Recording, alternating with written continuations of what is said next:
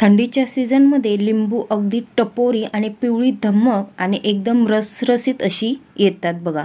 आणि आपण थंडीच्या दिवसामध्ये लिंबू सरबत तर करून पित नाही, पण अशा प्रकारे जर स्वस्त आणि चांगली जर लिंबू मिळाली तर असं झटपट होणारं अगदी 10 मिनिटात होणारं लोणचं आणि खास करून उपवासासाठी वापरता येणारं हे लोणचं तुम्ही करून वर्षभर साठवून ठेवू शकता। अगदी केल्या 5 मिनिटात तुम्ही जेवायला घेऊ शकता असं हे लोणचं।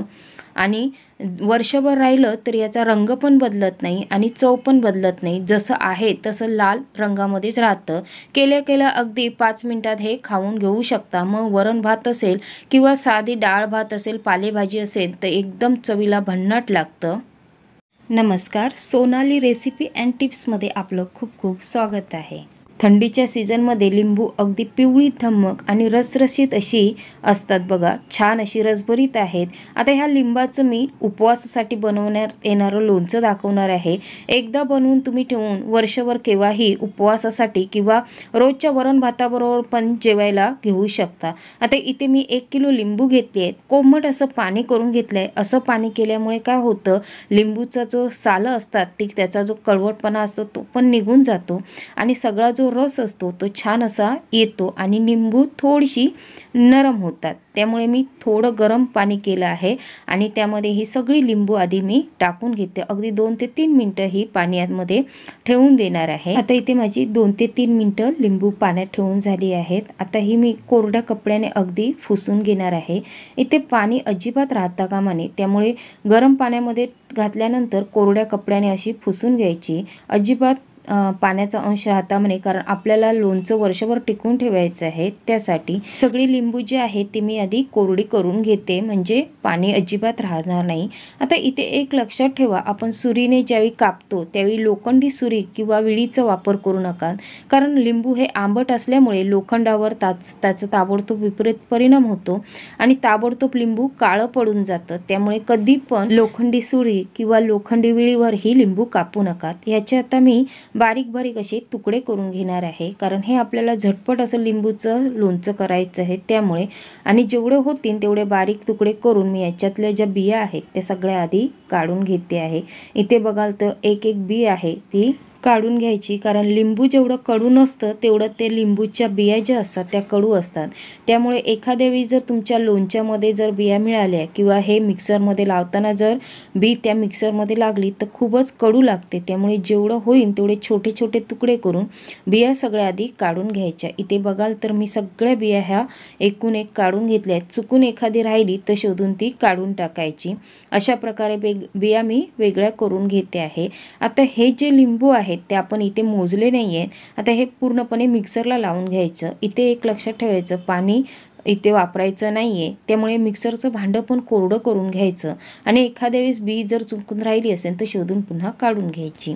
अशा प्रकारे मी एकदम हे बारीक वाटून घेतलं आहे, अगदी चटणी वाटतात त्याप्रमाणे मी बारीक हे लिंबू वाटून घेतलं आहे। आता हे सगळं एका वाटीमध्ये मी काढून घेते आहे, म्हणजे काय आपल्याला जे प्रमाण आहे ते ह्या वाटीप्रमाणे मोजता येईल त्यासाठी। आता या वाटीने माझं लिंबू जी आहे ती 1 वाटी झाली आहे। आता ज्या कढईमध्ये मला शिजवायचं आहे त्या कढईमध्ये मी हे ओतून घेते। कढई पण घेताना नॉनस्टिकचीच घ्या, ॲल्युमिनियमची किंवा पितळीची कढई घेऊ नका। ज्या कढईमध्ये मी शिजवायचं आहे त्यामध्येच हे लिंबू ओतून घेतलं आहे आणि त्याच वाटीने मी इथे गूळ घेते आहे। इथे गूळ बघाल तर माझं पिवळं धम्मक आहे, केशरी कलरचं गूळ आहे। तुम्ही पण जेवढं होईल तेवढं लोणच्यासाठी चांगलं गूळ घ्या, पिवळं असं कलरचंच गूळ घ्या। त्यामुळे काय होतं, लोणचं खराब पण होत नाही आणि काळं पण पडत नाही। आता मी इथे अर्धा चमचा काळं मीठ घेतलं आहे आणि रोजचं वापरतो ते सफेद मीठ 1 चमचा घेतलं आहे। काळ्या मिठाने चव पण छान येते आणि टिकायला पण चांगलं जातं। अशा प्रकारे मी मीठ घालून घेतलं आहे। 1 तुकडा दालचिनीचा आणि 4 लवंग घेतली आहेत, यामुळे चव पण छान येते आणि लोणच्याला सुगंध पण छान येतो। आता हे आपल्याला उपवासाचं करायचं आहे म्हणून मी इथे मोहरी वगैरे काहीच वापरली नाही, अगदी सात्विक पद्धतीने हे करणार आहे। आता एकदम स्लो गॅसवर हे मी शिजवून घेत आहे। शिजवताना एकदम गॅस स्लो ठेवायचा। आपण हे जे गूळ घातलंय ते पटकन विरघळलं पाहिजे। फुल गॅसवर ठेवलात तर हे पटकन पाक होतो आणि लोणचं कडक होऊन जाणार।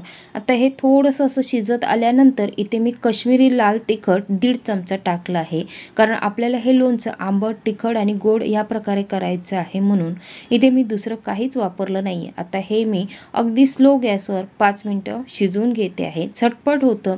या लोणच्यासाठी ना तुम्हाला उन्हाची गरज लागत आहे किंवा ना पाक करायची गरज लागत, झटपट होतं ना मुरत ठेवण्याची गरज लागत आहे। इथे बघाल तर अगदी 5 मिनिटात हे शिजून गेलं आहे। जास्त वेळ पण याला शिजवायचं नाही। अशा प्रकारे हे 5 मिनिटातच लोणचं तयार होऊन जातं।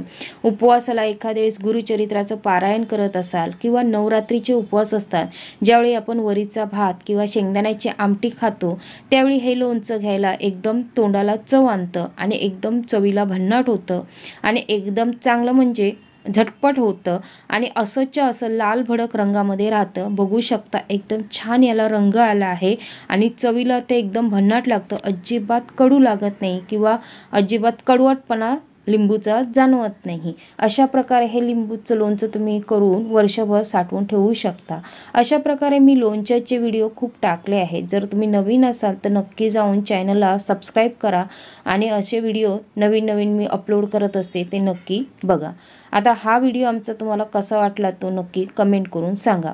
आता हे लोणचं माझं तयार झालं आहे। अगदी 7 मिनिटात माझं शिजून तयार झालं आहे आणि हे मी गॅस बंद करून घेते आहे। थंड करून झाल्यानंतर एकदम घट्ट होतं। अशा प्रकारे हे घट्ट होऊन जातं। आता हे तुम्ही केल्या अगदी वरण भात किंवा पालेभाजी असेल आणि नुसतं जर साधं डाळ भात असेल तर हे लोणचं तुम्ही झटपट अगदी केल्या हे खाऊन घेऊ शकता। मी बघू शकता गरम गरमच हे लोणचं जेवणाबरोबर खायला घेते। अजिबात कडवट लागत नाही, चवीला एकदम भन्नाट लागतं। मग एकदा तुम्ही असं नक्की लिंबू असताना बनवून बघा आणि वर्षभर साठवून ठेवू शकता। चवीला एकदम छानच लागतं। चला मग आता हे भरताना एक लक्षात ठेवायचा, कुठल्याही काचेची बरणी असू दे किंवा प्लॅस्टिकची बरणी असू दे, ती एकदम कोरडी असावी, त्यामध्ये पाणी अजिबात असता कामा नये। आता हे जे लोणचं आहे ते फ्रीजच्या बाहेर पण खूप दिवस टिकतं आणि फ्रीजमध्ये ठेवाल तर वर्ष ते 2 वर्ष राहिलं तरी अजिबात खराब होत नाही। असंच्या असं लाल भडक राहतं आणि चवीमध्ये पण काहीच फरक पडत नाही, एकदम झटपट होतं। त्यामुळे नक्की एकदा बनवून बघा आणि हा व्हिडिओ तुम्हाला कसा वाटला तो नक्की कमेंट करून सांगा। नवीन असाल तर नक्की सबस्क्राईब करा। उपवासासाठी तर एकदम खासच करून हे बनवून ठेवा। जी लोक उपवास करतात त्यांना चवीसाठी हे एकदम छान। चला मग आमचा हा व्हिडिओ तुम्हाला कसा वाटला नक्की कमेंट करून सांगा। पुन्हा भेटू अशाच एखाद्या नवीन व्हिडिओमध्ये। तोपर्यंत खात राहा, मस्त राहा।